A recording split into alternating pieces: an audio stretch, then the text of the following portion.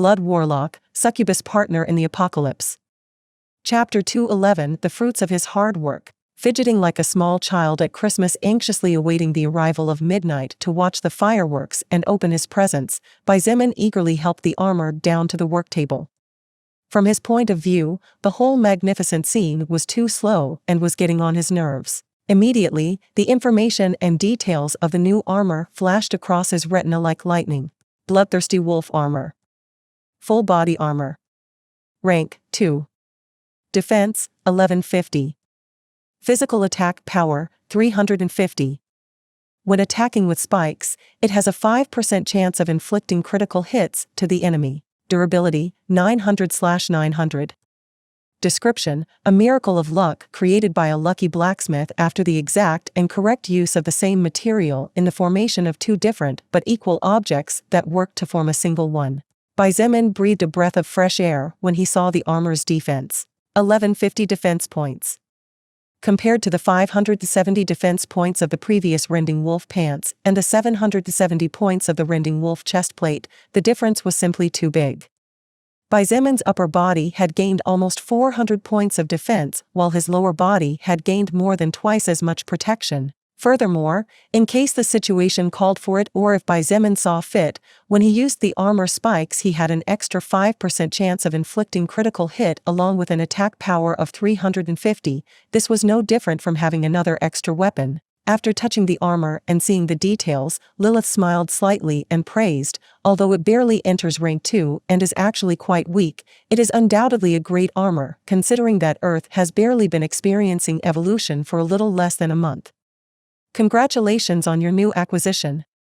I hope you won't suffer so many injuries now and stop worrying me so much, kid. Thank you.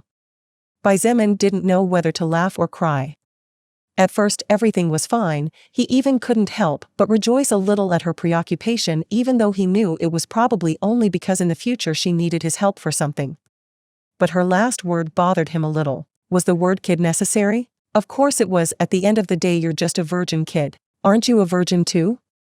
Then you're a brat. Kia, thank you for your praise. The corner of Xietain's mouth twitched a couple of times. Of course she would be happy. After all, Lilith's age was probably equivalent to his millennial ancestor. Forget it. I won't argue with you, woman. How chivalrous of you. Xietain ignored her and started to work. The next thing he made for himself was a pair of gloves. Currently, Xietain was using a unique one-handed glove. It was a normal grade treasure that increased his strength stat by 5 points in addition to possessing an approximately 20 cm protruding blade that could be used as a weapon. Although in the past it was a good item, for the current him it no longer had too much impact, so he decided to change the glove. The gloves that Xietain crafted were also made from the black leather of the First Order Shadow Leopard.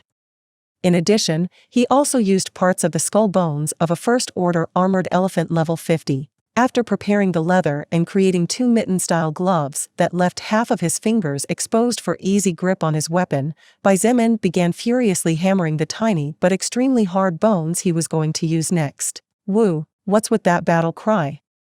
You're just hammering a bone. The skull of the First Order Armored Elephant level 50 was really hard. Xietain had to hammer for a total of 2 hours to separate the parts he wanted to use. Then, what he did was to reheat the leather and glue these white bones on the 8 main knuckles of both gloves. Skullbreaker glove. Weapon and armor. Rank 1. Defense 200. Physical attack power 250. Durability 400/400. Description: a simple but effective creation using First Order materials that provides its wearer with protection and power. Both gloves were exactly identical. Just as the description said, they were simple but undoubtedly effective. Should I make boots too? He hesitated a bit regarding this matter. Forget it, little Xietain. Boots will only give you defense and nothing else. You need a magic rune encryptor to get a movement speed bonus. Lilith shook her head softly and stopped him. In that case, forget it. In the end, he gave up. Defense for the sole of his foot in exchange for losing agility?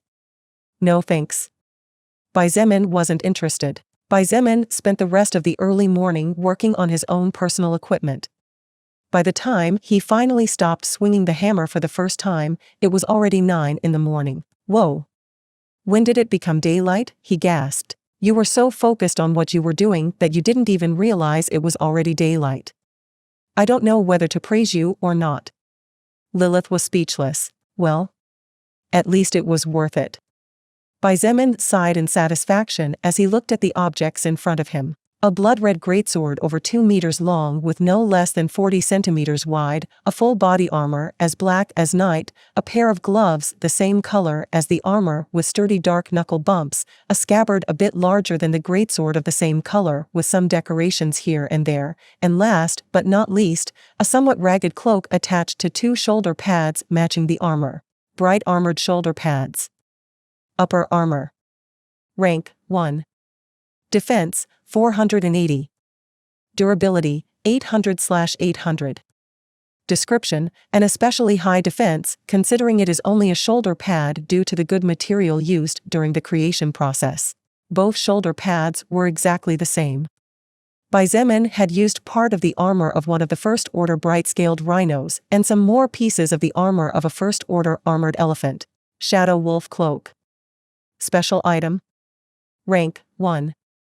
Defense 500. Durability 300/300. Description: with the idea of protecting his back, a novice blacksmith used First Order materials to ward off surprise attacks. Seal Flame Scabbard. Special item. Rank 1. Physical attack power 100. Defense 100.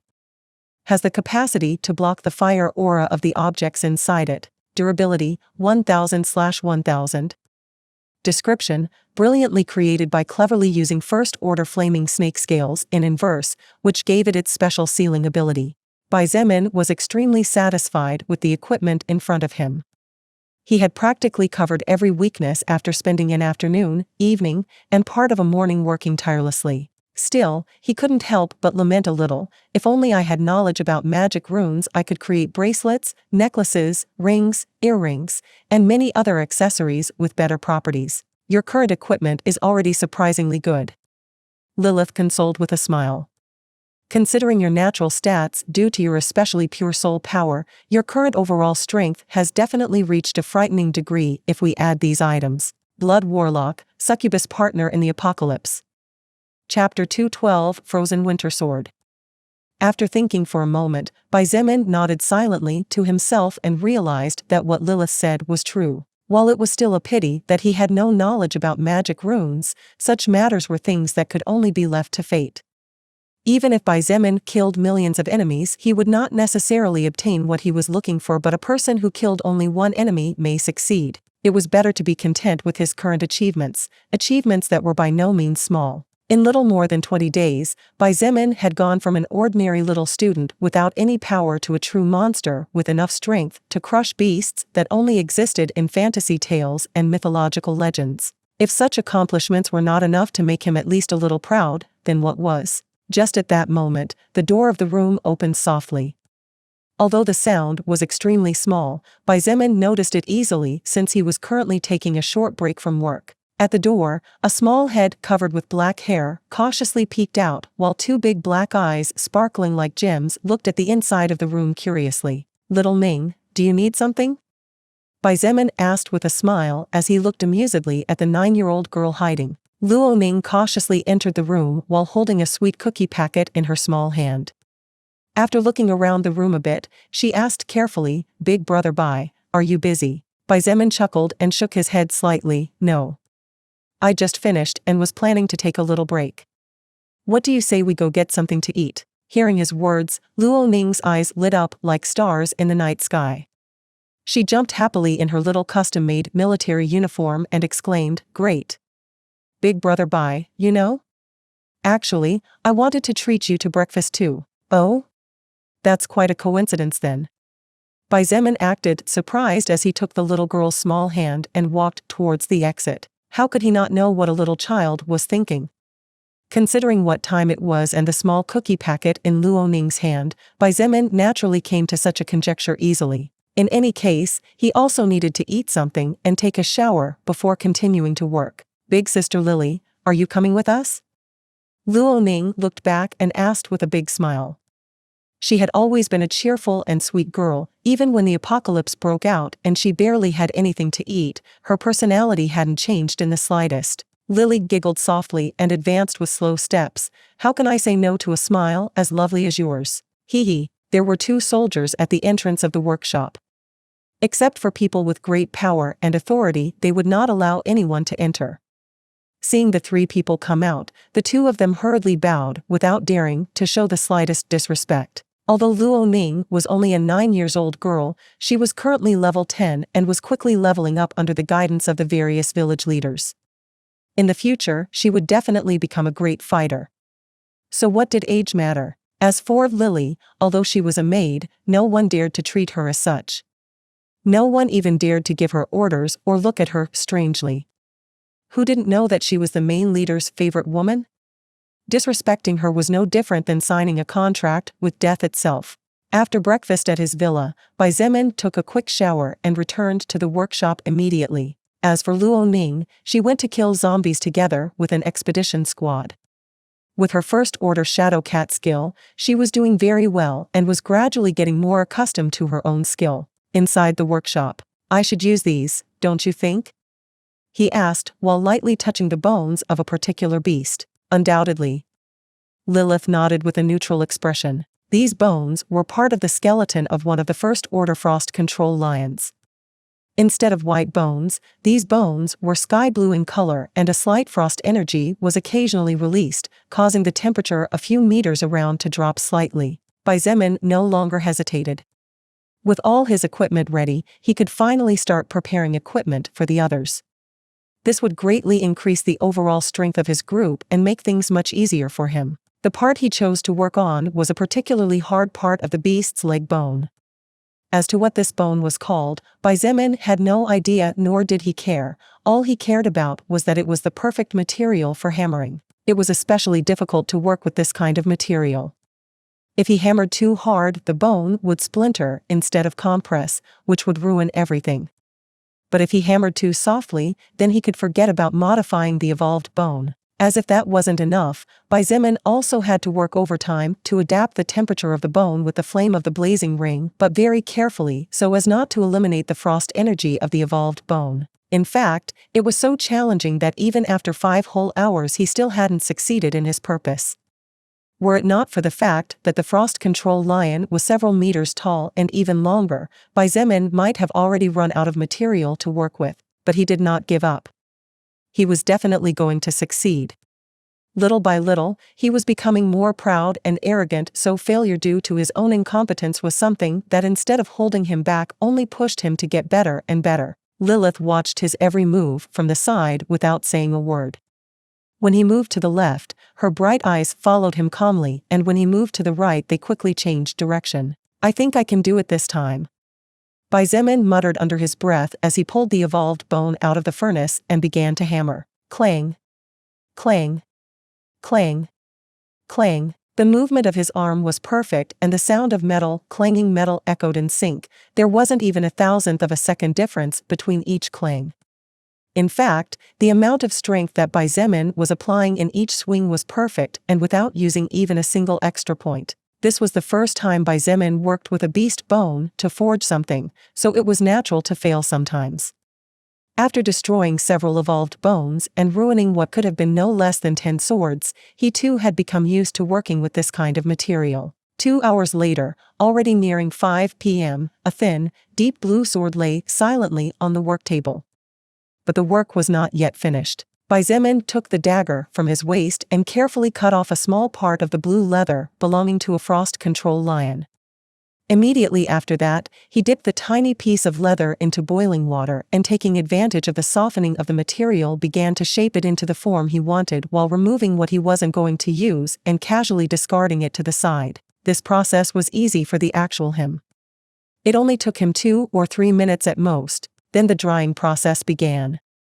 Because the small piece of leather was only a few centimeters long and even less wide, it took only a minute or 2 to dry under the care of the magical flame crackling in the furnace. When the material was completely dry, that ragged-looking leather had turned into a beautiful short, deep blue sheath that shone brightly reflecting the flames.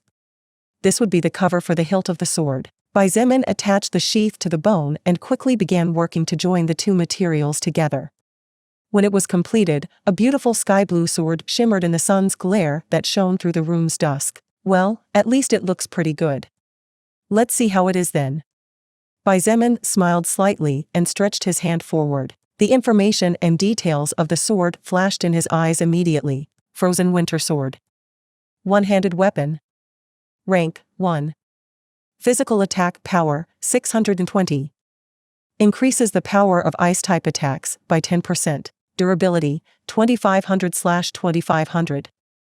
Description: a sword crafted from the materials of a first-order beast that possessed the innate skill of controlling ice. Its characteristics were extracted to perfection by its creator after many hours of effort and continuous work. Xietain sighed in relief as he saw the information and details of the Frozen Winter Sword. Fortunately, everything had turned out perfectly, just as he wanted and expected. For obvious reasons, the Frozen Winter Sword did not have as much physical attack power as Xietan's blazing scale greatsword. After all, one was a heavy two-handed weapon focused on crushing everything in its path, while the other was a one-handed sword more focused on speed. Still, the physical attack power was even higher than Xietain originally expected. He even managed to extract the frosting characteristics perfectly, as the description clearly stated. Blood Warlock, Succubus Partner in the Apocalypse. Chapter 213 Time Flies, Part 1.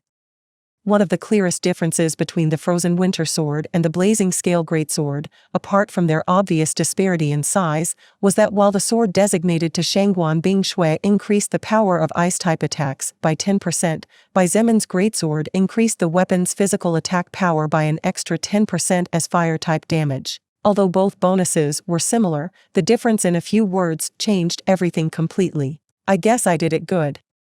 Xietain sighed. After failing so many times during the forging process, even he was starting to feel a bit annoyed, even though he knew that this was the first time he worked with bones as the core material in the smithy. You did great. I'm sure that woman named Shangguan Bingshui will like the sword. Although considering her personality, she most likely won't let it show on her face. Lilith's voice sounded beside him. He shrugged and replied indifferently, whether she likes it or not, that's not my problem. As long as she makes good use of this sword and doesn't waste my efforts, that will be more than enough, thanks. I see. Xietain noticed that Lilith was acting a bit strange, but didn't think much of it. As she stared at the Frozen Winter Sword intently, he began working on a second leather armor. Since he wanted to keep the Shadow Leopard's leather to maintain his own equipment, Xietain used the leather of a first-order frost control lion to forge Shangguan Bingshui's armor. Fortunately, the entire armor process only took him a little over 2 hours. This was mainly because he was slowly starting to get used to working with leather, so slowly, the time he needed to forge with this type of material was starting to decrease. Frozen Ore Breastplate. Upper Armor. Rank 1. Defense 600. Diminishes the movement speed of nearby enemies by 2% due to the freezing energy surrounding it. Durability 600/600. Description: an armor created from first-order materials of attack and defense type. Iceplate pants. Lower armor. Rank 1. Defense 450.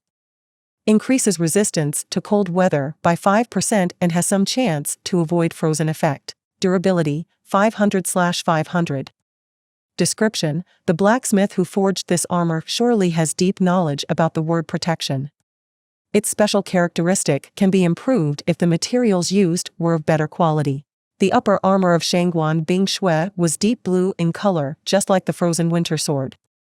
The only difference was that it had several silver-colored metal pieces on the chest, belly, and sides, protecting the most dangerous and vital areas of the body. As for the lower armor, it was also deep blue, but the difference was that it had much less silver compared to the upper armor. After all, the metal armor of the armored elephant would greatly obstruct the movements of the legs due to its rigidity. Although it did not manage to evolve to rank 2 like Xietan's bloodthirsty wolf full-body armor, this was also to be expected. After all, he had been very lucky at that time. Still, the defense of both items and their special characteristics were very good. Aside from the armor, he also spent another hour and a half forging 2 shoulder pads for it that ended up at rank 1, where they both gave about the same amount of defense as Bai Zemin's own shoulder pads. After a moment's thought, Bai Zemin decided not to forge gloves for Shangguan Bingshui. It was not because he did not want to, but from what he had observed of her fighting style so far, she did not use her fists to crush enemies the way he did. She was more elegant and careful, so there was no point in wasting materials and time on something that would not be put to proper use. After a quick meal and after receiving magical treatment from Kan Lan, Bai Zemin returned to his workshop to work. After the 2 daily casting of lesser healing, Bai Zemin's broken ribs healed completely thanks to his own health and his extra 20% recovery from receiving healing, relieving the pain he felt a substantial amount. Basically, except for the wound on his face, Bai Zemin had recovered almost 80%.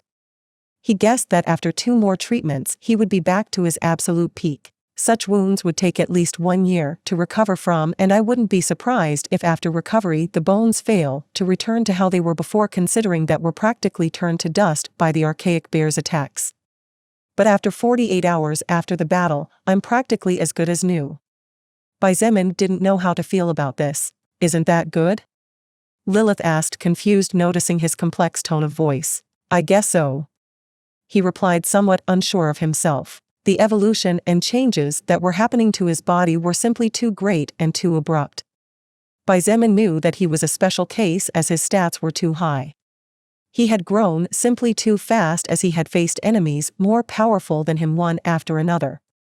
But even then, this couldn't help but make him feel strange. He felt less and less human. Let's get back to work. He shook off unnecessary thoughts and focused his mind with ease. In the first 24 hours, he had forged his and Shangguan Bingshui's equipment.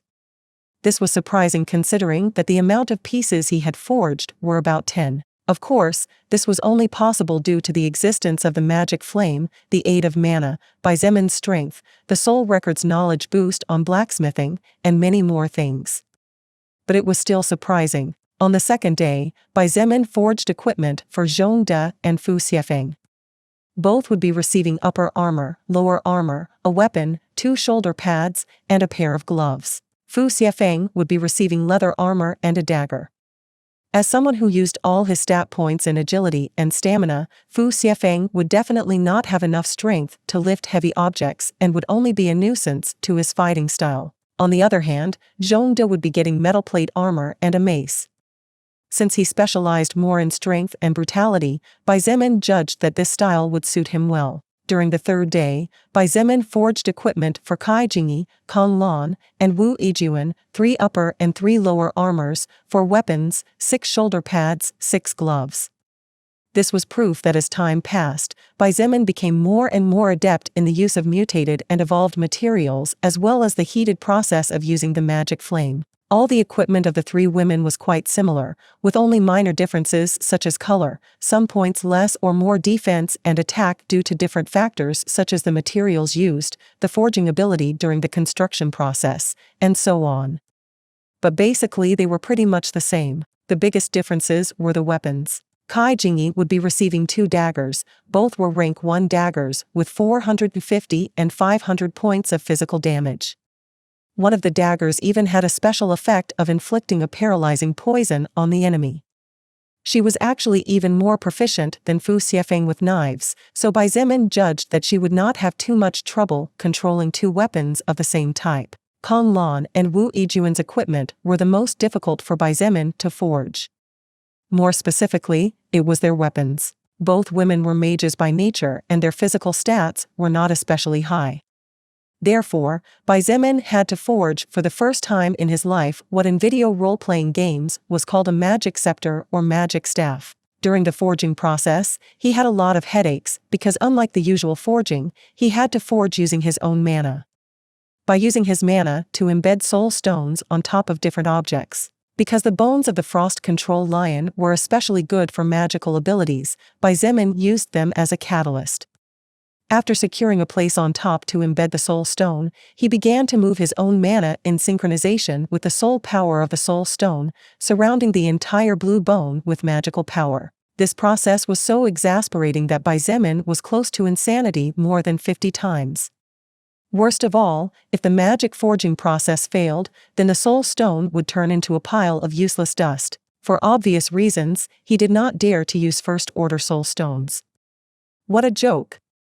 He had approximately 15 first-order soul stones. If he failed and lost such a valuable soul stone just like that, Xietain would definitely go crazy with anger and might end up banging his head against the wall to commit suicide. Therefore, in the end and after several tries and failures where several dozens of unclassified soul stones were destroyed, Xietain finally managed to craft the following items. Walker Freezing Staff. Two-handed magic weapon. Rank 1. Magical attack power, 800. When casting magic spells, it has a 2% probability of freezing the enemy for 2 seconds. Durability, 2000/2000. Durability can decrease faster, depending on the energy consumption of the soul stone used when casting magic spells. Description: a magical item forged after several failures by a blacksmith who endured and fought until the last moment without giving up. Magic Boost Staff. Two-handed magic weapon. Rank 1. Magic attack power, 750. Increases the power of your magic skills by 5%. Durability, 2100/2100. Durability can decrease faster, depending on the energy consumption of the soul stone used when casting magic spells. Description: after so many failures, its creator finally managed to create the weapon his mind was looking for through the use of different materials in exquisite synchrony. Blood Warlock, Succubus Partner in the Apocalypse. Chapter 214 Time Flies, Part 2 Last. Magical forging was part of blacksmithing, but the process was different. Xietain had received this knowledge when his passive skill blacksmithing reached level 5, otherwise he would not have been able to forge magical weapons. During the process of magical forging, he needed to focus his mind while controlling the mana inside his body to with his magic gradually begin to connect the energy inside the soul stone with the lower part, in this case a blue bone of a first-order beast, which would form part of the magical tool. It was similar to what the magical flame of the blazing ring wanted to do when surrounding the soul stones. The process was slow and tedious because if too much pressure was applied, the soul stone would be immediately destroyed and the energy inside would be absorbed by the world instantly. Therefore, Xietain had to be especially careful not to destroy the soul stones. Still, as it was his first time doing this kind of special forging, it was natural to fail several times, something that happened to him more than he expected. It was only after many trials that he finally found a close approximation of the trick needed to connect the soul stone with the blue bone, thus forming the magic staff. But worst of all, during the process he also had to imagine the type of weapon he wanted to forge. For example, if a soul stone was of the element fire, water, earth, or another element, then there was no need to imagine since the magic scepter or staff would automatically be of that type of element, so it wasn't a problem. But since the soul stones that Xietain used were neutral soul stones without a specific element, he had to go through the process of imagination during the magical forging. This had its advantages and disadvantages because although he could roughly attribute special characteristics, the chances of success were much lower and the difficulty was incredibly high. Fortunately, after so much effort, he managed to craft 2 magical weapons. Although not perfect, they were not bad either. The Walker Freeze Staff would be for Wu Xietain, because even though the probability of its special characteristic activating was low, it would help her more in battle. As for the Magic Boost Staff, it would naturally go to Kong Lan. With that 5% power boost in her magic, her lesser healing skill would also receive a boost and improve its effect by a notch. Not to mention that all of her magic skills would enjoy such a benefit. Except for this, the rest of the 3 girls' equipment were easy for the current Xietain to forge. It hardly took around 6 or 7 hours to finish everything, and most of his time was consumed by the 2 magic staffs. A difference between magic weapons and physical weapons, at least with the staffs, was that while only one hand was needed to lift the staff, a second weapon could not actually be used. Xietain tried to cast magic spells while wielding his Xianyuan sword, but it was not possible. As for the reason, neither he nor Lilith knew. During the 4th day, Xietain forged equipment for Chenhe and Luoning. 2 weapons, 2 lower armors of leather and 2 upper armors of the same material, for shoulder pads, for gloves. Here, Xietain again had another headache. Although not as big as on the previous day, a headache was a headache no matter what. Luo Ning's equipment was simple and normal. The weapon he chose for her was a sword, since she herself currently used a normal treasure sword called Sharktooth Sword. Apparently, she also wanted to walk the path of a combat mage, just like Shangguan Bing Shui and Xietain himself. But the problem came when it came to forging Chen He's weapon, a bow. More specifically, a crossbow. If they were normal materials, then Xietain should not have suffered as much as he did. Unfortunately, what he was using were mutated and evolved animal materials, and the fire he relied on was a wild magic flame and not normal fire. For the body of the crossbow, Xietain took part of the skull of the First Order Platinum Ape and part of the spine of a bright-scaled rhinoceros. Making use of both parts, he removed with his blacksmithing tools the unnecessary and worked for more than 1 hour to shape the body of the weapon and build the firing mechanism. So far everything was simple. The problem came when he started working on the string. String that was made from the tendons of the First Order Platinum Ape itself.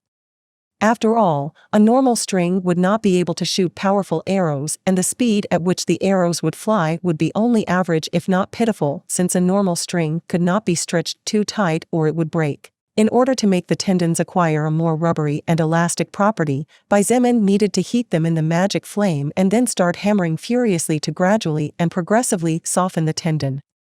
However, this was not as easy to do as it might seem. If the amount of temperature of the flame was low, then the tendon would not heat up to the necessary point, and if the temperature was too high, then the tendon would turn into coals.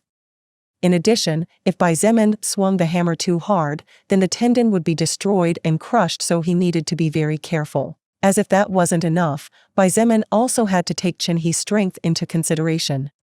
Wouldn't it be a joke if at the end of the day the archer could not pull the string of his own weapon because his strength stat was too low? Therefore, Chen He spent the entire forging process in the workshop while helping Xietain create his weapon. After about 5 or 6 hours of trials and failures, the crossbow was finally finished along with more than 100 bone arrows. 3-mouthed bone crossbow. 2-handed weapon. Rank 1. Physical attack power 650. Can shoot up to 3 arrows or bolts at the same time. Durability 3000/3000. Description: a simple but extremely effective weapon for ranged attacks. Bone arrow. Special item. Rank 0. Physical attack power 90. Durability 1000/1000. Description: an arrow created from the bones of an unclassified beast. After some quick and simple modifications, it was turned into a special item.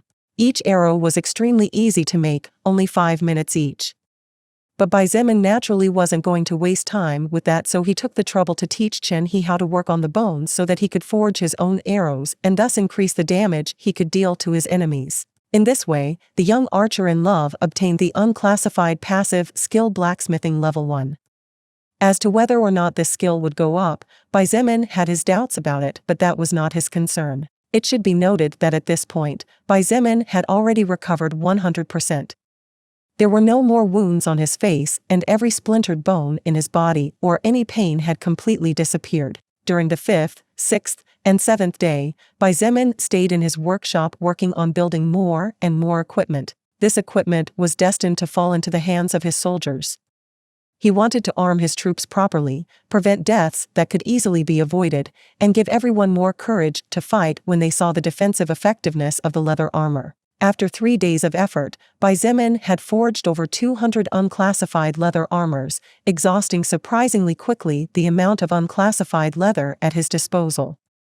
In fact, if not for the fact that survivors were constantly sending unclassified leather to his workshop, he might not have had enough to work with and would definitely not be willing to use first-order leather on weak and normal survivors unless one deserved it. Aside from the 200 or so leather armors, Xietain had also forged the same amount of swords. Since swords were the simplest weapons to handle, he decided to forge only swords for now. As for shoulder pads and gloves, he did not bother to make them for the moment. He wanted to arm those willing to fight first, and depending on the performance of each survivor, they might receive better items in the future. "What time is it and what day is it?" Xietain asked as he stretched his body. At this moment, the magic flame burning in the furnace could no longer be seen anywhere and the place was silent. The tools that practically did not rest for so long were finally laid down on the work table. It's 3 in the morning and today is Tuesday. Lilith answered kindly as her soft eyes stared at him. It's been 7 days and approximately 10 hours since you started working in this workshop. Xietain nodded calmly, and while staring up at the starry night sky through the glass, he replied with a satisfied smile, I see. So it's already been a week. Time really flies, don't you think? Lilith chuckled and said with a smile, I don't know about you, but for me, these 7 days were quite entertaining. He merely smiled in return. But they both knew what that smile meant. During the previous week, except for occasional visits to see how everything was or how the work was progressing, and except for the times when he went to take a shower or get something to eat, the only living being he saw, lived with, and talked to was the female succubus at close range. Even Xietain might not have endured so much stressful work had it not been for Lilith's company and amusing teasing. He was immensely grateful even if he didn't say it out loud, and hoped one day to repay all these favors, if possible, with interest. What will you do now? She asked curiously. Now? Xietain looked at the ground with a strange look, and although a moment ago he was filled with energy, his eyelids began to feel heavy. He mumbled in between yawns, well, I guess I've earned a good night's sleep. Saying that, he directly lay down on the floor, and exactly 5 seconds later, faint snores echoed in the silent room. This guy. Lilith didn't know whether to laugh or cry and forced a wry smile as her red eyes glittered amidst the darkness, completely focused on the human 2 meters ahead. Blood Warlock, Succubus Partner in the Apocalypse. Chapter 215, Day 3. During the previous week, while Xietain was working hard inside his workshop preparing equipment with mutated and evolved beast materials, the rest of the village was not standing idle and doing nothing. In fact, practically no one was slacking off for even a single day. The next morning, a few hours after Shangguan Bingshue's first and last visit to the workshop where Xietain had been for 7 days, a squad of about 70 armed men and 30 personnel working in logistics under the leadership of Fu Xiefeng and Zhong De set out in a southerly direction. Although the roads had been cleared and opened from the village to the military camp after much effort, they would still have to work hard to clear the road south to reach Baiquan camp. The estimate was no less than 3 days and 5 days at the most. This was a task that would take a long time, so they took many rations with them. After all, it was not possible to return to the village constantly as the fuel consumption would be intolerable. Meanwhile, small teams of 10 men headed off in different directions in search of smaller towns. Each time survivors were found, they were rescued and taken to beginning village. The same thing happened when rations were found. The soldiers of these groups were excited every time they found supplies, as the leaders had promised an extra reward if the amount of supplies exceeded a certain threshold. In addition, Shangguan Bingshue had ordered several people with mechanical expertise to start replacing the vehicle carcasses with mutated beast material. Rather than replacing, perhaps it would be more correct to say that what was being done was to fortify the foundation. She had even ordered the wheels to be replaced with rubber-coated beast bones. Everyone was confused about this order. After all, the vehicles had already been reinforced enough to resist the attacks of a mutated beast without problems, leaving only part of the crystals unprotected. But what was the point of changing the wheels? However, no one dared to disobey her. Without Xietain around, Shangguan Bingshue was undoubtedly the most powerful person and therefore with the greatest authority of all. Consequently, everyone began to polish the useful bones into a round shape and cover them with rubber before replacing the old tires. As for Shangguan Bingshue, she had her own thoughts to order such a thing. This thought originated from Xietan's greatsword. That greatsword definitely weighed more than a ton. If more people were added using equipment with mutated and evolved beast materials, conventional vehicles would definitely not be able to withstand the weight. Therefore, she had no choice but to anticipate and adapt for the possible future. Like Camp Baiquan, Beginning Village now also possessed a satellite radio that was found inside the military camp. These radios, different from the rest, seemed to be able to fight against the mana wave even at a relatively short distance compared to the past. This meant that the Beginning Village had also started its own announcement specifying its location, the number of survivors gathered so far, etc. Survivors were arriving daily, and while the arrival rate might not be as high as in Camp Baiquan, which used the name of the mayor and the government as a currency of value, they were still receiving an average of between 50 and 100 survivors every day, survivors coming from different places who had somehow managed to escape the claws of the wild beasts, and mainly the zombies in their villages, evading danger by a stroke of luck. This naturally increased the amount of jobs that could be done in a single day, and thanks to the amount of weaponry, the militia increased exponentially. Under the care of Chen He and Fu Qigong, who had agreed to join the group, the troops began to receive military training. Although they were far from being comparable to real soldiers, gradually a kind of discipline and order began to take shape. Wu Yijuan, Kai Jingyi, and Shangguan Bing Shui regularly took small groups and scoured the surrounding area for more survivors, supplies, work tools, and anything else that might be of use. Even clothing and cooking utensils were not left behind as long as they were in good usable condition. Day 3. After more than 3 days of hard work by more than 100 people, 70% of beginning village had been fenced off in its entirety. While it wasn't a particularly sturdy fence and a wild beast could break through the defenses without much difficulty, the approximately 7-meter-high wooden fence would definitely be a big obstacle against normal zombies. Besides, even if a wild beast wanted to get in, it would at least take several seconds to open a hole if it couldn't jump through. These precious seconds in a life-and-death situation were invaluable. The northern entrance to the village was one of the areas that had not yet been completely sealed off. Because Camp Baiquan was in the southern direction, priority was given to that area to increase the defenses. Precisely because the north was still almost entirely unprotected, several outposts were placed along the road leading directly to the village. At the outpost farthest from the village, a group of 20 men armed with machine guns, rifles, and even a grenade each. As if the aforementioned was not enough, 2 Type 53 heavy machine guns were placed on both sides of 3 military jeeps. All this protection was necessary, considering that this was the weakest point in the village. Unless a large horde of beasts or a first-order beast appeared, even level 25 monsters close to evolving would be blown to pieces no matter how high their defenses were. After all, it was impossible for the organs of such beings to withstand the strong shock of grenades. Life has really improved a lot in just over a week. From starving to death without being able to sleep because of the pain in my stomach, to being able to enjoy a full meal 3 times a day. I can even pay a pretty woman to play in the evenings occasionally. One of the militants named Xiao Ming sighed with gratitude. He was the leader of this group. He was one of the militants who previously worked for the Big Four bosses, but submitted when they met by Zemin's team, who had just left the university at that time. As one of the first to submit and show his loyalty, his position was considered somewhat high among some soldiers. A middle-aged militant with a shaved head chuckled and rummaged for something in his trouser pocket before gently shaking it at the sight of his comrades. No kidding. Now we can even enjoy a cigarette occasionally. Damn it, old Luo. You still keep yours? Fuck.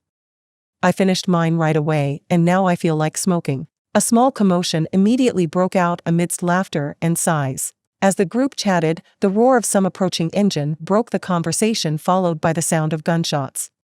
In the distance, a pickup vehicle was barely visible as it whipped up a cloud of dust. In the back, 2 modified vehicles were chasing at full speed while occasionally firing at the pickup. The faces of the soldiers in charge of protecting this place changed drastically, and Xiao Ming ordered with a deep shout, "Everyone, take your positions."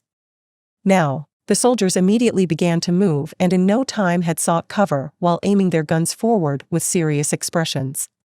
After a week of rigorous training and having killed quite a few groups of zombies, these men no longer feared enemy engagements as in the past. A militant passed a loudspeaker to Xiao Ming and the latter shouted to the vehicles in front, "Stop immediately or you will be seen as enemies and we will open fire. I repeat. Stop immediately or we will open fire on you." Inside the front vehicle that was being chased by the other 2 vehicles, a burly middle-aged man was driving with a furious expression. However, when he saw the roadblock in front, his expression changed slightly and a hint of precaution flashed in his eyes. The middle-aged man was not riding alone. In the back seat was an elderly man with a bullet wound and a beautiful woman with a pale face. Blood Warlock, Succubus Partner in the Apocalypse. Chapter 216 Even the evolved ones can be killed by normal humans. Big brother, what do we do now? The beautiful woman asked anxiously. She had also seen the roadblock from a few hundred meters ahead. If she were a normal person, she wouldn't necessarily be able to distinguish the situation so clearly from so far away. However, regardless of whether it was the woman or the man, neither of them were normal people. Both of them had evolved by absorbing soul power from the enemies that tried to take their lives until now. Bang! Bang! Bang! Bang! Bang! The gunshots coming from the pursuing vehicles made the anxiety felt by the beautiful woman only increase more as she supported the bullet-wounded old man. Damn you bastards! The beauty gritted her teeth viciously and reached her hand back in a hurry as she activated her skill. The surrounding mana trembled lightly and a multicolored barrier appeared at the back of the car. Tink! Tink! Tink! Tink! Bullets continuously struck the barrier, causing small metallic sounds to echo everywhere. But no matter how many bullets their enemies fired, they failed to break through the defensive barrier. In fact, they weren't even close. I can activate my skill only 2 more times. The beautiful woman exclaimed with a trace of panic. She had been protecting everyone for over 4 hours and barely had time to restore her mana. If it wasn't for the fact that her first order energy barrier level 2 skill consumed mana according to the time activated and not for the activation itself, she would have long since run out of fuel. We have no choice but to gamble this time. The man in his early 40s gritted his teeth and decided to bet it all on a single roll of the dice. It wasn't like they had much choice anyway. Seeing that the cars in front did not obey his words, Xiao Ming's expression turned cold. Just as the vehicles entered the 100-meter range, he was about to give the order to open full fire when the pickup being pursued slammed on the brakes noisily, stopping just under 40 meters ahead. The 2 pursuing drivers made a quick maneuver, stopping one vehicle in the back and the other in the rear of the pickup, thus closing off any possibility of retreat. 8 men got out of the vehicles with pistols and some Type 81 rifles. They quickly surrounded the pickup, pointing with fierce expressions, apparently completely ignoring the armed roadblock a short distance away. Let me see where you run now. Nangong Lingxin, Nangong Yi, a young adult man of about 27 years old dressed in police uniform, stepped forward with a smirk on his face and lewdness glittering in his eyes. Big brother. Nangong Lingxin's face lost all color as she saw that they were surrounded. She knew that if they were caught by these people, their destinies would be miserable. Especially her own, she would definitely live a life worse than death. Nangong Yi took a deep breath and said softly, Lingxin, take care of father. Also, keep your barrier active around the vehicle as long as you can or until I say the opposite. Without waiting for a response from his younger sister, he got out of the pickup with a resolve and faced the militants seemingly without fear. Nangong Yi, Nangong Yi. What a disappointment. The young man who had spoken earlier shook his head and sighed as if he was really disappointed in something. Disappointment? Humph. Don't make me laugh, Kong Hong. You fucking gross pervert. Nangong Yi snorted in annoyance. His eyes flashed and without hesitation he activated his first order barbarian strength skill, causing his strength and the toughness of his skin to increase by several folds. I'd rather die than let you touch a hair on my little sister's head. But I can assure you that before that, I will bring you with me to hell. Oh? The young man named Kong Hong narrowed his eyes dangerously. He wasn't the least bit worried about Nangong Yi's skill. At that moment, a cold voice sounded from the distance. Hearing this voice, Nangong Yi's eyes flashed strangely and he simply stood there silently. He didn't have a gun with him at the moment in any case. All of you put down your guns, now. Anyone who still has their guns in their hands after 5 seconds will be shot dead. It was only after hearing those words that the group of 8 armed men led by Kong Hong turned their attention to the gunmen in the distance. But the most surprising thing was that while they had a hint of caution in their gaze, there was no fear in their eyes and there was even a hint of disdain as they looked at the armed men. What do we do, boss? A man, also dressed as a policeman like the rest, asked. All the men looked at Kong Hong waiting for a response as Xiao Ming counted from a distance. 1, 2, 3. Kong Hong looked at the extremely beautiful Nangong Lingxin and a cruel glint flashed in his eyes as he remembered how useless humans were. In front of them, evolved people with skills, they were all nothing and useless beings. 4. Xiao Ming held a military radio to his mouth ready to give his order. Kill them all. Kong Hong ordered and immediately activated his first order inferior speed improvement level 1 skill, transforming into a gust of wind that charged forward at the same time as he began firing bursts of gunfire. The other gunmen immediately activated different skills and began firing instantly. Some of them transformed into werewolves, others became faster, others simply gained a boost of strength and used that to gain explosive speed, others seemingly unchanged, all kinds of skills. Xiao Ming's face changed as he saw the other side begin their attack and immediately sought cover as he angrily shouted, "Fire at will. Hold nothing back." Bang! Bang! Bang! Bang! Bang! Immediately chaos broke out. A beginning village soldier poked his head out from behind a sandbag preparing to fire when a bullet penetrated the center of his forehead. A look of disbelief shone in his eyes before he fell lifeless. Another beginning village soldier furiously firing a semi-automatic rifle was also surprised when a ground stake came out of nowhere, piercing him in the chest and leaving through his back. He too was killed on the spot. In just a matter of seconds, the beginning village had lost more than 4 men. However, the other side was not unharmed either. A man in his 30s had a strange metallic sheen on his skin, defying the incoming bullets as he fired his own rifle. Every time the bullets hit him, they were repelled with a distinctive metallic sound. Normal humans are really trash, the militant thought with mockery. Just then, the 2 Type 53 heavy machine guns on both sides of the road opened fire furiously. Like 2 monsters released from their restraints, dozens of .50 caliber bullets flew in the blink of an eye and several of them hit the iron-skinned man. Bang! Bang! Bang! Bang! The man's footsteps were stopped in their tracks as his body was turned into a sieve. As he was sent flying a meter or 2 due to the power of the bullets, his incredulous eyes reflected his surprise before the death. A man whose age could not be identified because his entire body was covered with bestial fur ran like a whirlwind across the battlefield. Due to his high agility, it was difficult for the enemy soldiers to hit him, and even when some smaller caliber bullets hit his body, they simply rebounded on contact with his powerful skin. Swoosh! The werewolf appeared before a soldier, and with a wave of his hand, a soldier's head was sent flying through the air. Hot blood splattered his face, giving him a ferocious appearance. Just as he was about to retreat, he saw an object fly towards him and tumble a foot away. Fuck dash. Boom! The grenade exploded before the werewolf could finish uttering a word, and his body was blown apart. Hundreds of pieces of flesh flew everywhere while an arm flew through the air. A man from Kong Hong's party summoned a giant bear. While using it as cover, he took the opportunity to fire his gun every chance he got.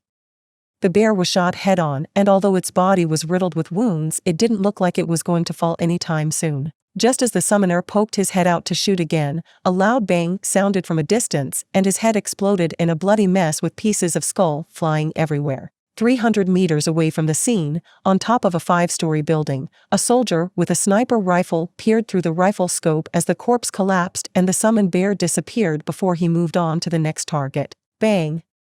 Bang! Bang! Bang! Bang! The whole place was a hell where a single misstep could cost anyone their life. While taking cover behind a wall, the expression on Kong Hong's face was extremely ugly. Damn it! What the hell is this? He cursed as he clutched at his bleeding arm. He was fast, but no faster than bullets. In the midst of so much gunfire, he was hit by a shot that finally brought him back to reality. Even those who had not evolved were fierce too. Even those who had evolved by absorbing soul power and gained powerful skills could fall before a normal human. Kong Hong thought that all those without skills were just trash. A mistake that had cost the lives of 4 of his most loyal subordinates. Even his own life was not guaranteed. Blood Warlock, Succubus Partner in the Apocalypse. Chapter 217 Determination. The wind whistled softly with the trees on the side of the road. Houses lined the sides of the road, one practically next to the other. Although some were in perfect condition, several of them had their windows destroyed. At the same time, several pieces of glass were scattered all over the ground in a disorderly fashion along with empty ammunition casings. Except for this sight, everything seemed normal.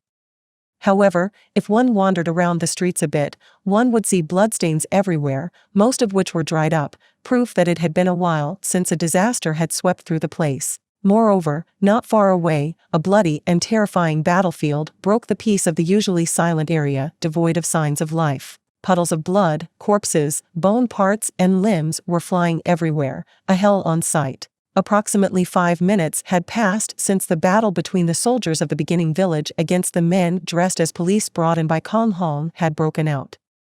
During these 5 minutes, a total of 10 soldiers from the village fell lifeless. Some of the men received a fatal gunshot wound, while others were killed with earth spikes, claws, sharp objects, and so on. These were the consequences of facing a group of evolved people who had learned powerful active skills. However, these powerful evolved humans had to pay the price for their arrogance. At first, they were confident, not believing that a group of normal people with junk statistics could pose a threat to them. But reality was cruel, so they were forced to suffer the consequences of living in a fantasy world. Bang! Bang! Bang! Bang! Bang! Bullets thundered noisily as Kong Hong flashed for cover. He was the only survivor of his group, and it was all thanks to his superior agility coupled with a good use of his passive skill danger sense. Unfortunately, even for him it was impossible to defy a hail of bullets, so he currently had several wounds all over his body, and although he had avoided being hit in critical areas, the blood loss was beginning to take its toll as the world before his eyes began to cloud over. Kong Hong could not help but deeply regret his earlier decision. Maybe, just maybe, if he hadn't let his arrogance go to his head and cloud his thoughts, things could have been very different. A soldier from the beginning village pulled the trigger of the Type 53 heavy machine gun viciously. His eyes bloodshot at the loss of so many fellow soldiers. Die! Damn beast!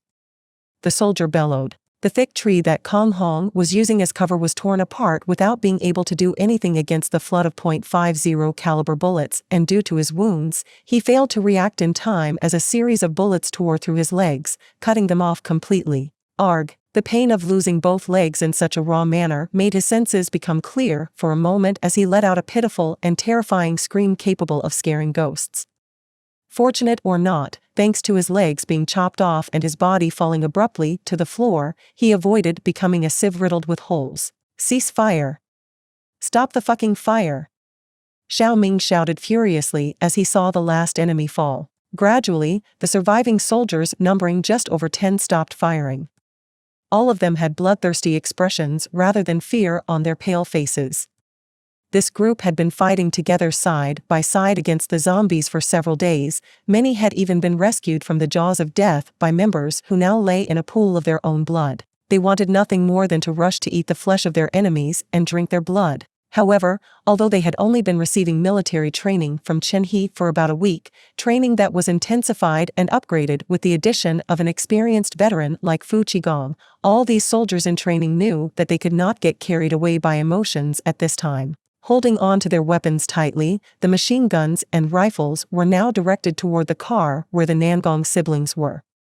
Even the heavy machine guns on both sides of the roadblock and the guns mounted on the military jeeps were no exception. Don't shoot. We are not your enemies. Nangong-yi shouted with a pale face hurriedly. At this point, Nangong-yi had already deactivated his skill. At the first moment of pandemonium, he had wisely chosen to seek protection behind his younger sister Nangong Lingxin's magic barrier. What a joke. Defying heavy weaponry? No thanks. Nangong-yi wasn't as crazy as Kong Hong and his gang. Don't shoot. Old Luo, take 5 men and surround that pickup. If the passengers move even a hair, just kill them all. Xiao Ming ordered as he stepped out from behind cover. Although he was furious at losing so many men, he maintained his rationality. Old Luo nodded and quickly gestured as he took 5 soldiers armed to the teeth with him. They slowly advanced while surrounding the vehicle. This is Xiao Ming. I repeat, this is Xiao Ming. He brought the intercom to his mouth as he communicated with the command center in the village. We are requesting backup and Lady Kong land support. Xiao Ming began to explain the situation to the other side. Inside the vehicle, Nangong Lingxin's beautiful face was pale as if she had seen an entity in broad daylight. All traces of blood had disappeared from her face and her lips were constantly trembling as if she was suffering a disease of some sort. Big brother. I ran out of mana. Nangong Lingxin's outstretched hand fell at the same time as the energy barrier that had been able to deflect even errant bullets from the Type 53 heavy machine guns vanished in midair. Nangong Yi's face turned pale, but he still maintained his composure. Everyone, get out of the vehicle with your hands behind your heads. Old Man Luo ordered in a deep voice as he narrowed his eyes. His hand on his waist ready to throw his grenade that had not yet been used during the previous battle. Nangong Yi slowly opened the door of the vehicle and got out for the second time. Very carefully to avoid being massacred by gunfire. Don't shoot. My younger sister is in the vehicle and my father is bullet wounded. We are not part of the group you fought against a moment ago, he hastily explained even before the other side said anything. While he might not be afraid of normal bullets with his barbarian strength skill active, high-caliber bullets could tear him apart in a matter of seconds, and a single grenade was all it took to send him straight to hell with no chance of coming back. Back away from the vehicle slowly and get down on your knees. Don't put your hands down. Nangong Yi hesitated for a moment, but knowing he had no choice opted to obey. Soon, a soldier approached the vehicle and confirmed, Old Luo, a woman of about 25 years old with a sickly appearance and a man of about 65 with a bullet wound. Old Luo relaxed a little upon hearing this. With his younger sister weak and his father wounded, it was unlikely that the man before him would dare to play funny tricks. As the wounded soldiers groaned in pain and their comrades supported them using some bandages and applied simple medical treatment, many mourned for the dead but at the same time rejoiced that those who were wounded were not in danger of dying, arm or leg wounds at most, but thanks to being well covered, they had escaped being hit in the upper body and critical areas. Nangong Yi observed the surroundings carefully with lingering fear. Previously, he was arrogant and believed that he was God's chosen one. However, the battle that unfolded before his eyes earlier made him realize that such arrogance would one day lead him to his deathbed if he did not change his way of thinking. Suddenly, he noticed a strange movement behind the fallen tree and his eyes widened in disbelief as he exclaimed in shock, "That bastard is still alive." The men guarding him unconsciously brought their fingers to the trigger, ready to open fire. Fortunately, they were stopped before or Nangong Yi might have been killed by his carelessness. Realizing this, he quickly closed his mouth with a pale face. Xiao Ming approached the fallen tree slowly and sure enough, although the man had lost his legs and was badly damaged, he was still alive. Still, it was obvious from his injuries that if he did not receive magical treatment, even if the best doctor in the world arrived with the necessary tools, he would definitely not be able to avoid the Grim Reaper's embrace. Kong Hong stopped his movements as he felt footsteps and unconsciously wanted to find his gun only to realize that when he lost his legs, his grip had loosened and the gun had gone flying more than 4 meters away. In the past, he would be able to cover 4 meters in the blink of an eye, but now, those 4 meters were like an insurmountable abyss. Xiao Ming had a deathly cold expression and slowly raised his rifle. "Team Captain, Xiao Ming. Wait. You're crazy." The soldiers tried to stop him as they understood his intentions. They were all equally furious and wanted their enemies dead, but they knew that the leaders might not like the idea of killing a person from whom they could get valuable information. "Stop? If I stop, this little bitch will consume some of Lady Kong Lan's mana and the already limited amount of healing will be even less." Xiao Ming's cold voice was the only thing heard amidst the bloody battlefield. The soldiers closed their mouths and a hesitant expression appeared on everyone's face. They knew that Kong Lan could only heal 2 people a day. It would be a lie to say that they didn't want one or even both of those valuable healings to be wasted on an enemy, and their hearts would definitely feel uncomfortable if something like that happened. On one hand, they knew that the right thing to do was to get information so that the enemies would pay the price they had already paid 100 times more. However, on the other hand, they did not want their enemies to take priority over them even if they knew it was for the overall benefit in the long run. Under such complicated feelings, Xiao Ming's cold voice rang out again. "I will take full responsibility. You guys don't need to worry." No one said anything again. However, they had secretly decided to bear the consequences together with their team leader. Just as Xiao Ming was about to pull the trigger, an idea flashed in his mind and his movement stalled as a cold smile appeared on his face. Seeing the expression on the face of the man in front of him, Kong Hong forgot the pain that was constantly lashing his body. Fear flashed in his eyes, and just as he wanted to say something, he saw his enemy pull out a tactical dagger from his waist. "Since you're going to die anyway, I might as well evolve and steal everything you've obtained so far, you little bitch." Wide dash. Xiao Ming didn't wait for hell and directly plunged the dagger into Kong Hong's chest. Not satisfied, he raised the dagger and this time directly pierced his enemy's forehead. A spurt of hot blood spurted out from the heart and hit him in the chest, while another spurt of blood hit his face. But Xiao Ming did not seem bothered by this, as he instead focused on the messages that flashed in his retina. "You have absorbed the soul power of Kong Hong level 18. You have gained agility +7, strength +5, stamina +2. You have reached level 1. You have received 2 status points to distribute freely. You have reached level 2. You have reached level. You have reached level 5. You have received 2 status points to distribute freely. Blood Warlock, Succubus Partner in the Apocalypse." Chapter 218 Nanbong Sibling Story. Phew. Xiao Ming couldn't help but let out a satisfied breath as the feeling of becoming more powerful completely overwhelmed him. It was a feeling hard to describe. It somehow felt like returning to his mother's embrace when he was still just a baby, filled with trust, affection, care, kind preoccupation, and so much more. For high-level people, the amount of extra statistics that Xiao Ming gained might not be anything worth mentioning. But for him, who was just a normal level 0 human, those stats immediately made him 2 to 3 times more powerful than in the past. Not to mention the 10 status points he had received after reaching level 5. Even so, Xiao Ming did not get carried away or swept away by the feeling of power. The dead person before him was the greatest proof that complacency would only open the gates of death for him sooner than fate had planned. "Oh?" Xiao Ming bent down and picked up a skill scroll.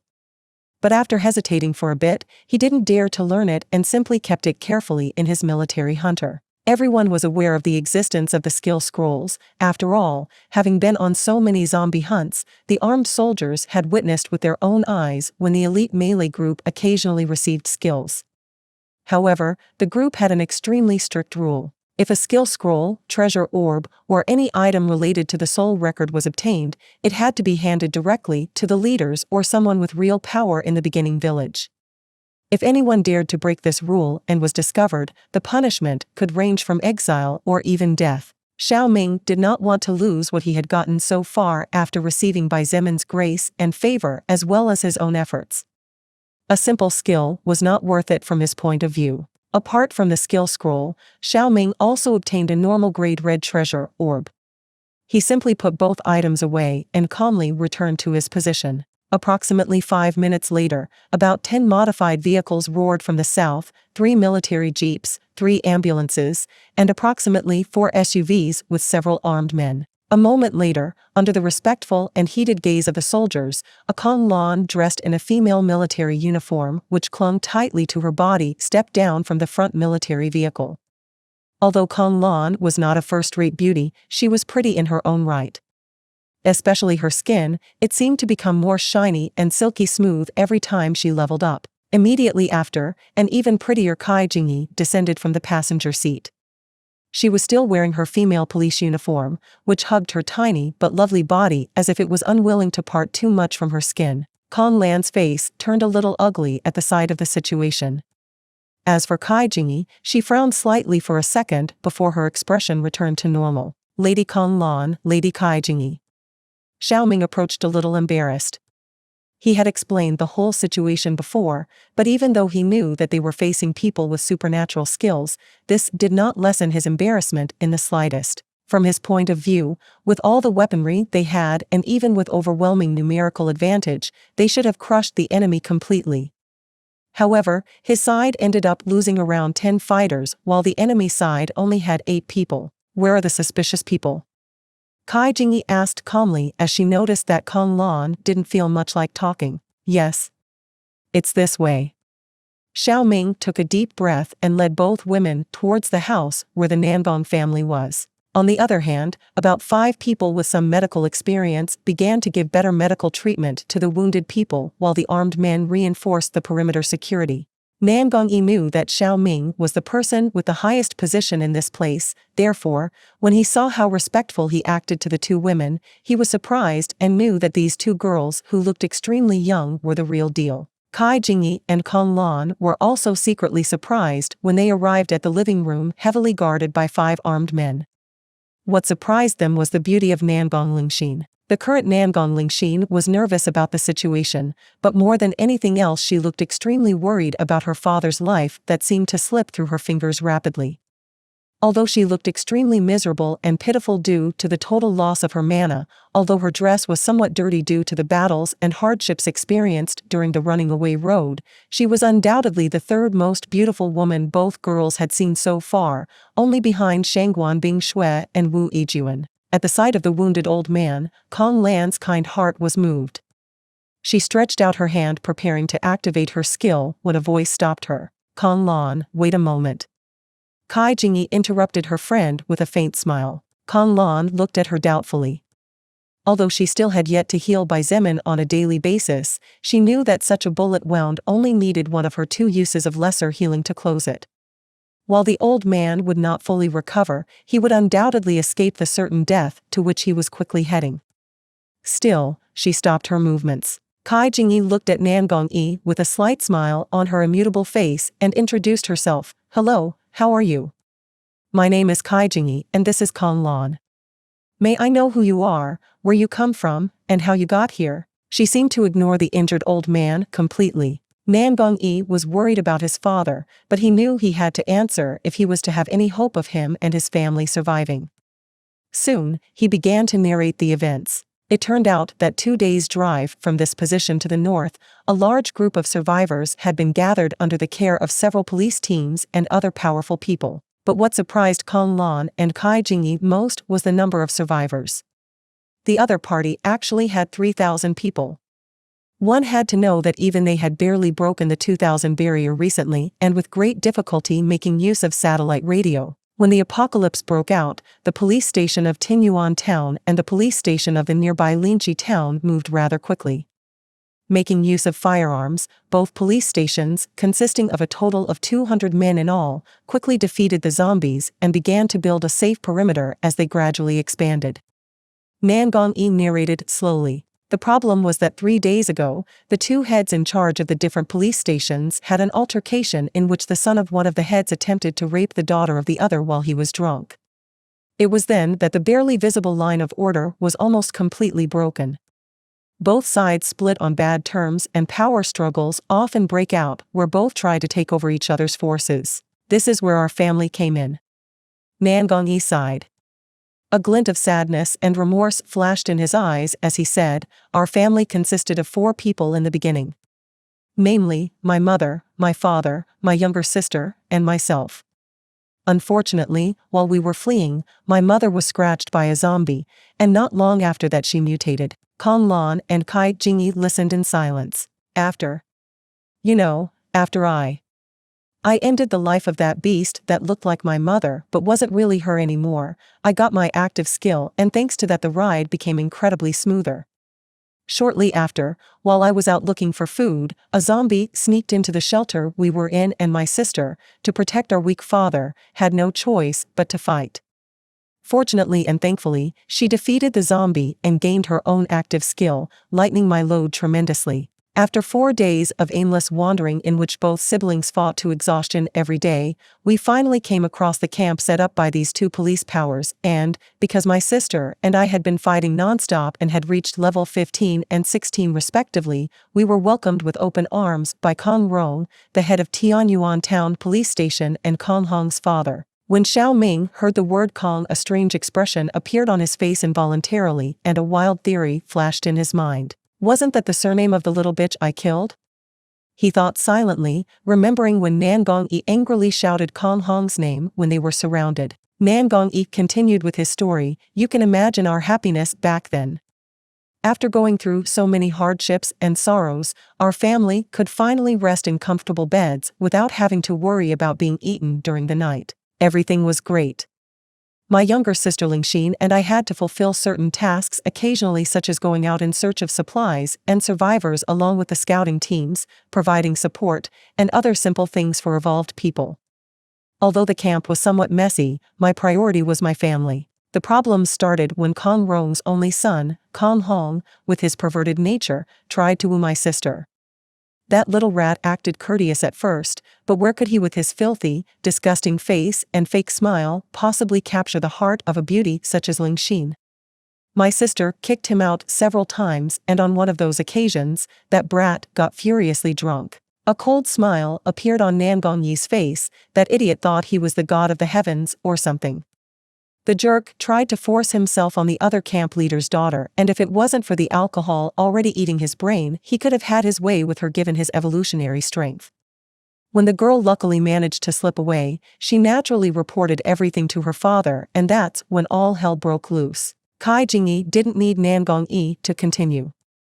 She alone could imagine the rest of the events. Then, frustrated, this guy named Kong Hong, who realized that even the other police chief couldn't do anything to him under his father's protection, decided to use the force on your sister.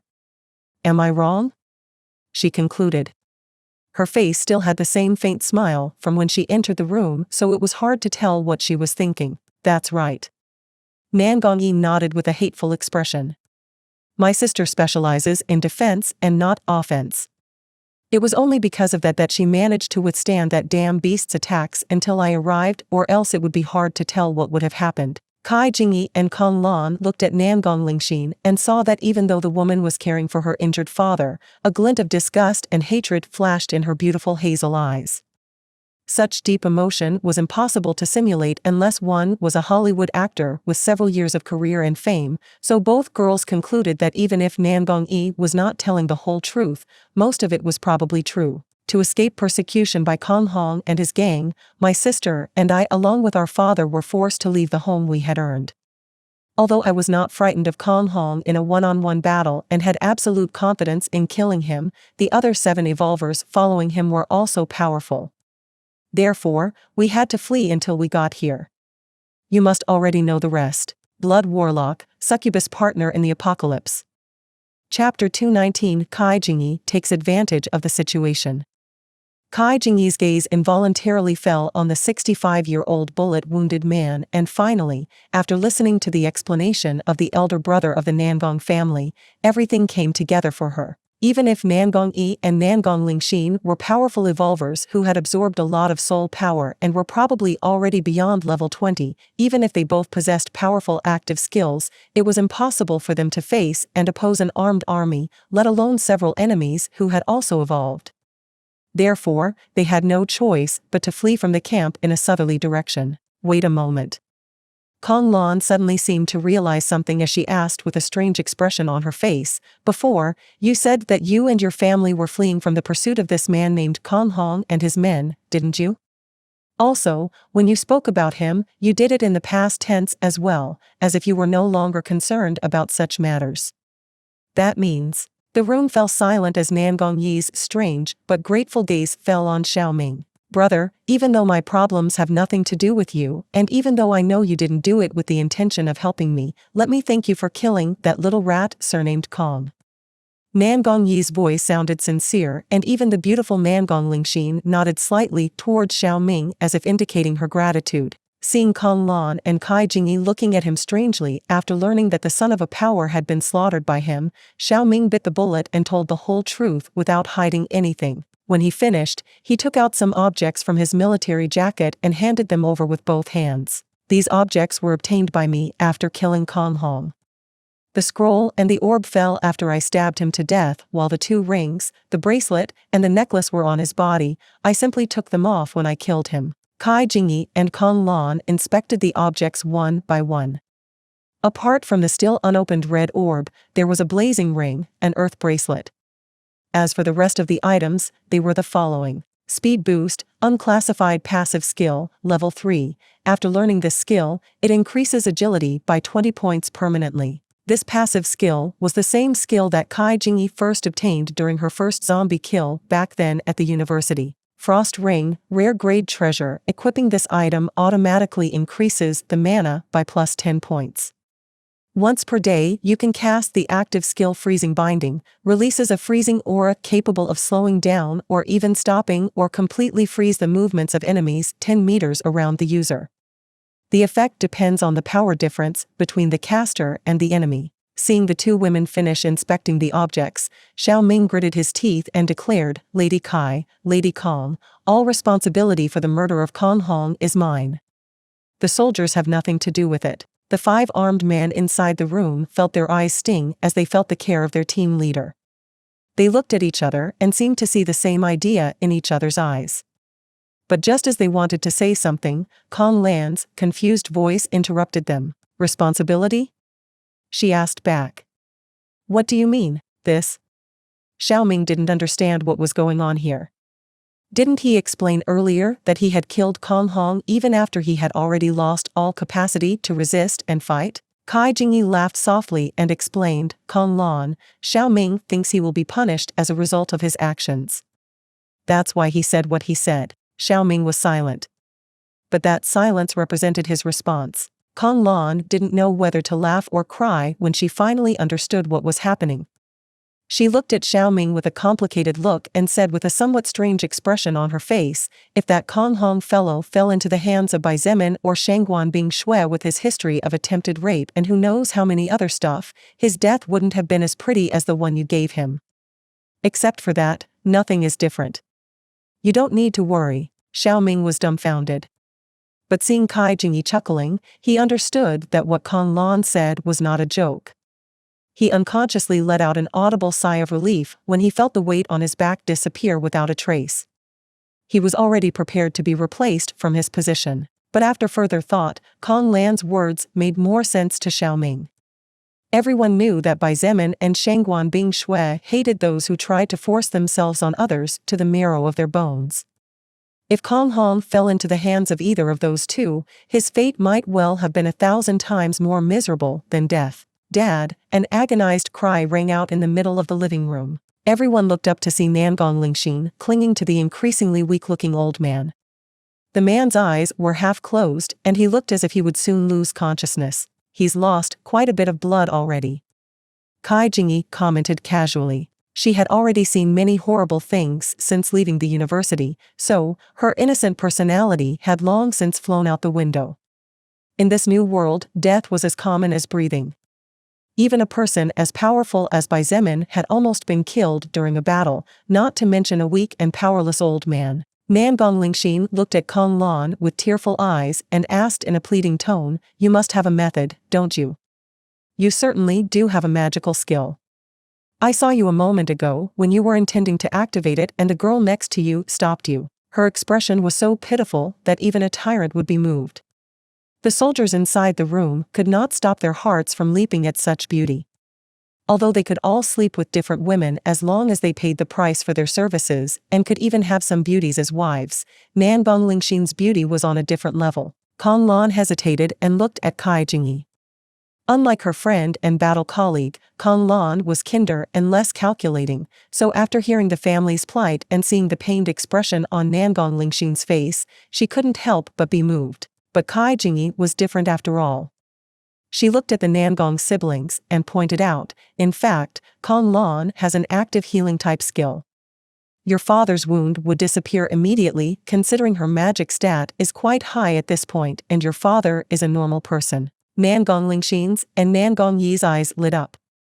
But Kai Jingyi's next words were like a bucket of cold water falling on their heads on a winter day. "But why would we have to heal your father?" she asked with a serious expression. "Kong Lan can only use her skill twice a day, that's how valuable it is. If one of our members is injured, she is the only person capable of healing them. On the other hand, you are not part of our group. Am I wrong?" "Correct." Nangong Yi and Nangong Lingxin were surprised but soon understood. Why would they help them? For free?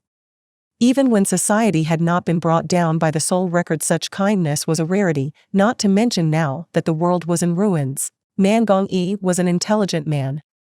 At about 40 years old, he naturally understood what the young woman who was even younger than his younger sister meant. "In other words, if we join you, my father can be healed immediately?" Nangong Yi asked. Nangong Lingxin was surprised and wanted to say something.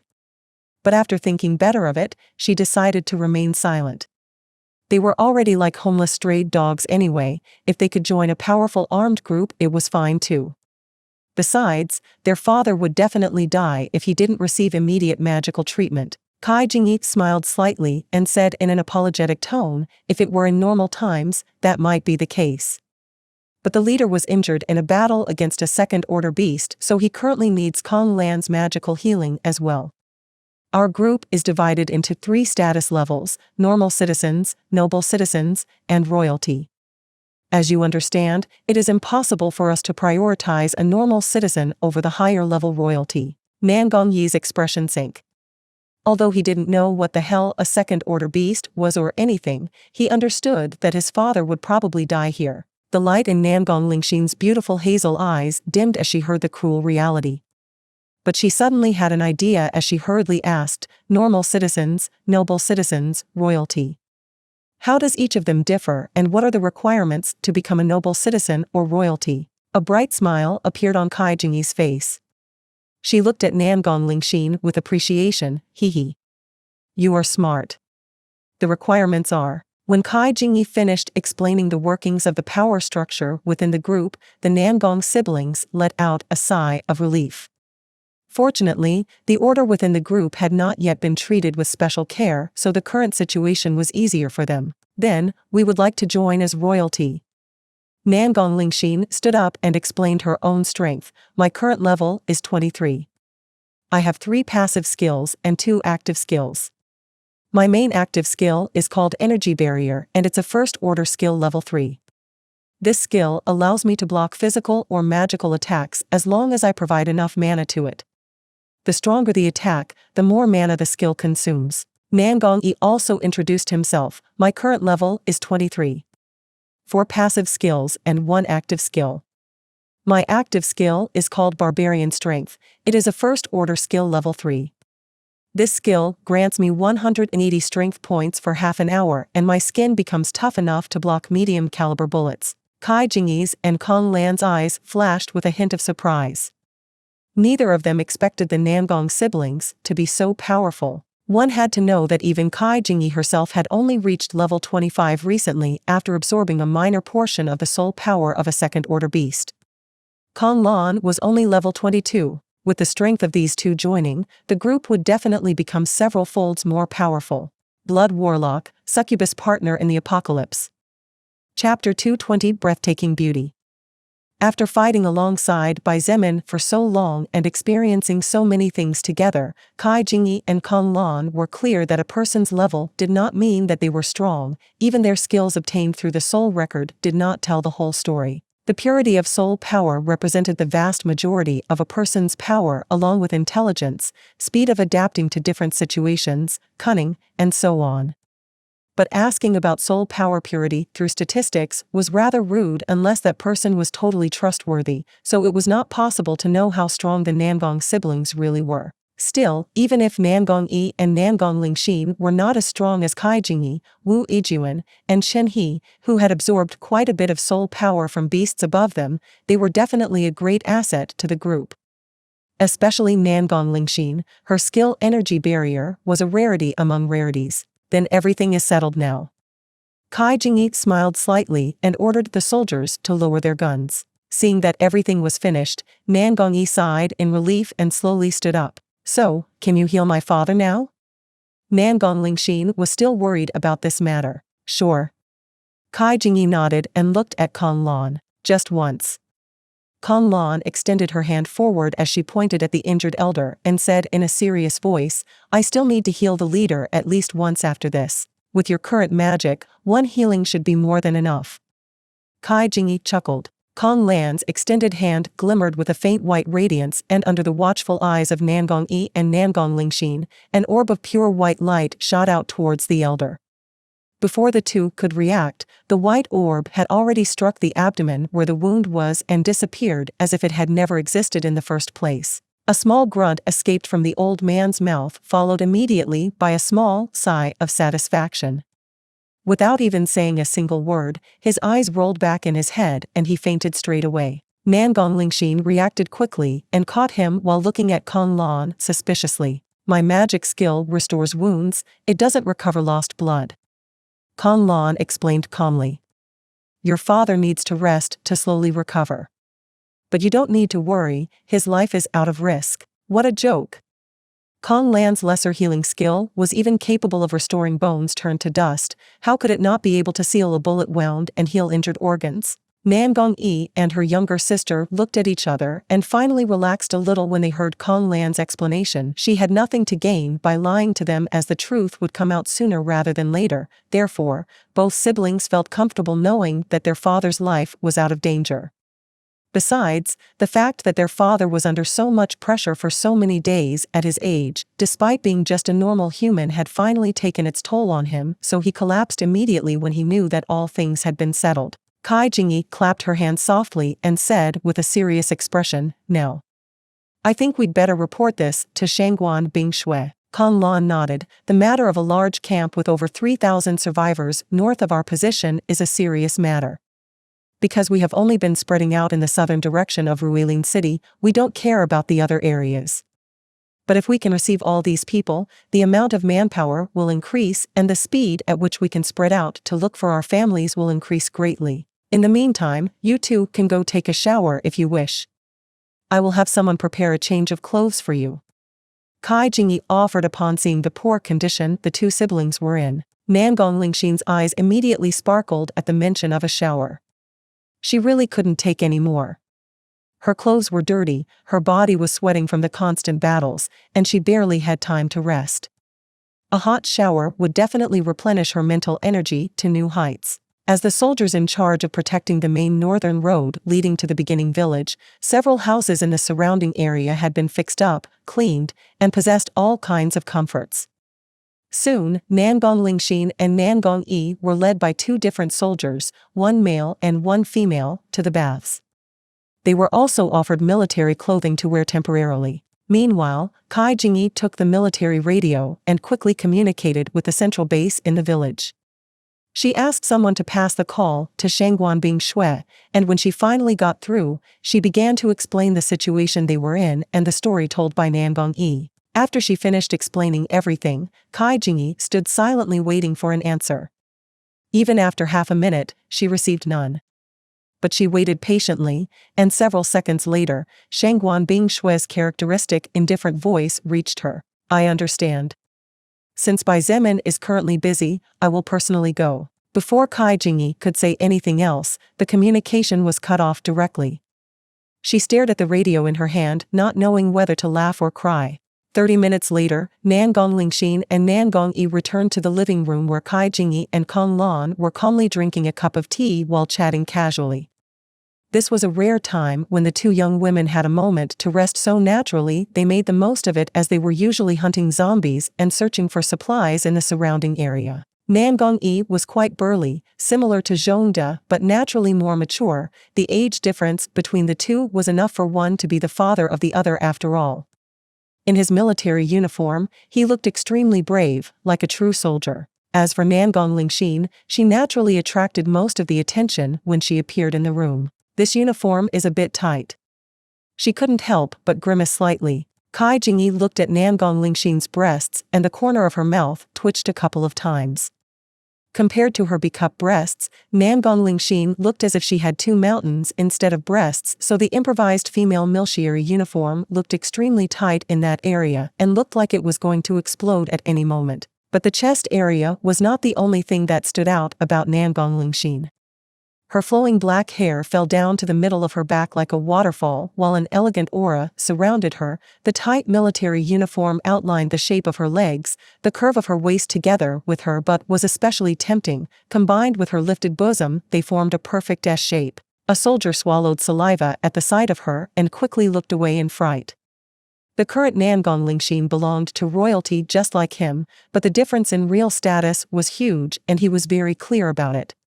Therefore, better to be cautious than to regret it later. Please sit down, both of you. Kai Jingyi smiled slightly and pointed to the seat in front of her. A person with high authority will be arriving soon. We'll have to wait until then to see what to do next. Nangong Lingxin and Nangong Yi nodded and calmly sat down.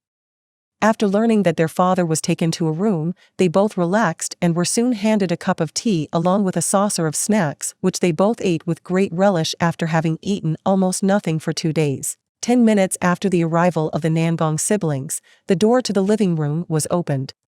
A soldier held the door that way and stood to the side with a respectful and slightly reverent expression as he allowed the person behind him to enter the room. Nangong Lingxin couldn't help but gasp slightly at the sight of the woman who entered the room. She knew that she was a beauty, regardless of whether it was during middle school, high school, college, or when she entered the working world, she was always the spotlight. However, even someone proud of her physical appearance like her had to admit defeat to the young woman who was 2 or 3 years younger than her. Even Nangong Yi, who was already entering his 40s, could not help but be surprised. Is this the person in authority? He thought silently. He never expected that the person in charge would actually be a young woman around 22 or 23 years old, let alone expected her to be a fairy-like beauty. The current Shangguan Bing Shui wore a sky-blue leather armor that shimmered and faintly reflected the sun's rays coming through the window glass. Her long silver hair danced softly with every step she took in beautiful tune with the sound of her delicate feet touching the floor. Her body was perfection, to say the least, with nothing to exaggerate but definitely nothing lacking. If Nangong Lingxin had the body of a seductive woman, then Shangguan Bing Shui had the body of a seductive ice fairy. Her cold and indifferent expression together with the frozen atmosphere surrounding her and her armor created a sharp contrast with her body that appeared to be as hot as flames. After Bai Zemin finished forging Shangguan Bing Shui's equipment, he handed it over to Lu Ning and asked her to hand it over for him. Therefore, she at this time wore a completely new set of equipment. Her soft hand free of imperfections gently caressed the deep handle of the slim sword hanging from her small waist, and as she glanced at the people in the room, her cold eyes automatically stopped on Nangong Lingxin and Nangong Yi, causing both siblings to unconsciously straighten up in their seats. Shangguan Bing Shui was never one to beat around the bush. After taking a seat, a soldier handed her a cup of tea. She took a sip and gently set it down on the table before calmly saying, "Kai Jingyi already explained your situation to me. First of all, welcome to the group. A person will explain the rules to you, rules that you must follow in their entirety and absolutely to the letter to avoid being expelled or punished. If you have any questions, you can look for someone with more authority than you. Are we good so far?" The two siblings snapped out of their surprise and after looking at each other for a moment looked back at Shangguan Bing Shui and nodded with serious expressions. As long as the rules are fair, you don't need to worry about any of that, Nangong Yi declared in a deep voice. Shangguan Bing Shui ignored his words directly and instead came to the topic at hand, about that camp. Tell me everything you know. From the number of armed men and the type of equipment to the division of powers and evolvers. The more the better.